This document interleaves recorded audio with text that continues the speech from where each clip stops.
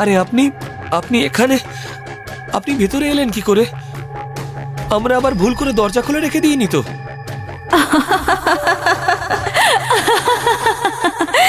আরে ভয় পেও না, আমি কোনো ডাইনি না যে তুমি এত ভয় পাচ্ছ। তোমরা সত্যি দরজা খুলে রেখেই ঘুমিয়ে পড়েছিলে। একদিকে ভালোই হলো, না হলে তোমরা যা গভীর ঘুমেছিলে তাতে আমি ডাকলে তো শুনতেই পেতে না। কি ঠিক বললাম তো? হ্যাঁ হ্যাঁ, ঠিক বলেছেন। তারপরে ওই মহিলা শশীকে যা বলল তা শুনে শশী একদম ঘাবড়ে গেল। শশী, কিছু মনে না করলে আমি তোমায় একটা কথা বলতে পারি? আমি তোমায় খুব ভালোবাসি, খুব ভালোবাসি।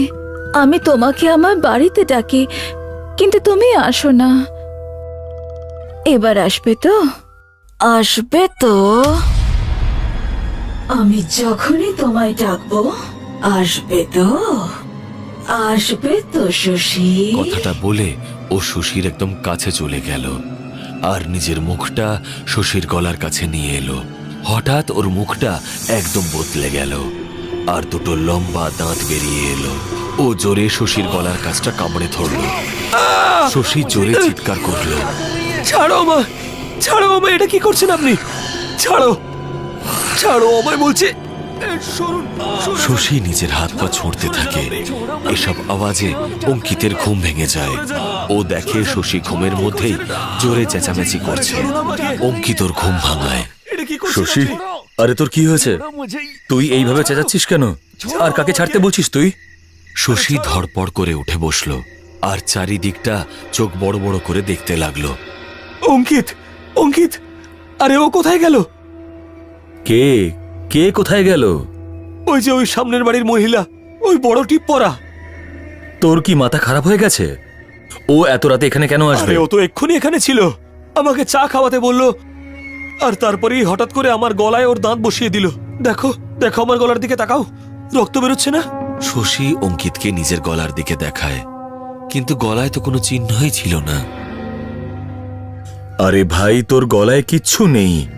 মনে হচ্ছে তুই কোনো ভয়ের স্বপ্ন দেখেছিলিস। তুই তো আমাকেও ভয় পাইয়ে দিলি। যা এবার ঘুমিয়ে পড় আর আমাকেও ঘুমোতে দে। এটা কি তাহলে স্বপ্ন ছিল? খুবই ভয়ানক স্বপ্ন ছিল। অঙ্কিত আবার ঘুমিয়ে পড়ে। ও ঘুমিয়ে পড়ার পরে শশী জানালার কাছে গিয়ে দাঁড়ায়। আর সেখানে দাঁড়াতেই ও দেখল সেই ভদ্রমহিলা এখনো উল্টো দিকে বারান্দায় দাঁড়িয়ে আছে। ওকে দেখে আবার হাসে আর ওকে ওর বাড়িতে যাবার জন্য ইশারা করে।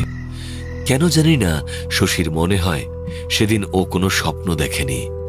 তারপর থেকে ও খুব দুশ্চিন্তায় ভুগতে থাকে। একদিন ও এমনিই জানলার কাছে দাঁড়িয়েছিল আর ওই মহিলার বারান্দার দিকে তাকিয়েছিল। তখনও ওই মহিলা একইভাবে হাসছিল। হঠাৎ অঙ্কিতর পেছনে এসে দাঁড়ালো আর বলল, তুই কেন সারাদিন ওই বাড়িটার দিকে তাকিয়ে থাকিস? তোর মাথাটা কি খারাপ হয়ে গেছে নাকি? তুই গত এক সপ্তাহ ধরে অফিসে যাসনি। এই রকম চলতে থাকলে তুই মাকে কি করে এখানে আনবি? অঙ্কিতের কথাটা শুনে শশী খুব দুশ্চিন্তায় পড়ে গেল আর ওকে সব কথা খুলে বলল যে ওই ভদ্র মহিলা সারাদিন ওর দিকে তাকিয়ে থাকে আর ওকে নিজের বাড়িতে ডাকে। এসব শুনে অঙ্কিত বলল, আরে এসব তোর মনের ভুল। আমি তো ওকে কখনো দেখিনি। সত্যি কথা বলতে কি, সেই রাতের পর আমি ওকে আর কোথাও দেখিনি। জানিও না উনি কোথায় থাকেন। যাই হোক, তোর যদি ওই মহিলাকে নিয়ে অসুবিধে থাকে তাহলে আমরা এখান থেকে অন্য কোথাও চলে যাব। এই প্রস্তাবটা শশীর পছন্দ হলো, কিন্তু সেই রাতের পর শশীর সাথে আরো অদ্ভুত অদ্ভুত ঘটনা ঘটতে লাগলো। পরের দিন রাতে ও যখন ঘুমানোর চেষ্টা করছে তখন ও দেখল যে ওর বন্ধু অঙ্কিত ওর দিকে অদ্ভুত চোখে চেয়ে আছে। ওর চোখ দুটো রক্তের মতো লাল আর ওর মুখ দিয়েও অদ্ভুত অদ্ভুত আওয়াজ বেরোচ্ছে। হঠাৎ ও সারা ঘরে প্রচণ্ড জোরে ছুটতে শুরু করে দেয় আর দৌড়তে দৌড়তে হঠাৎ দেওয়াল বেয়ে উঠতে থাকে। তারপর ওখান থেকে নেমে আসে।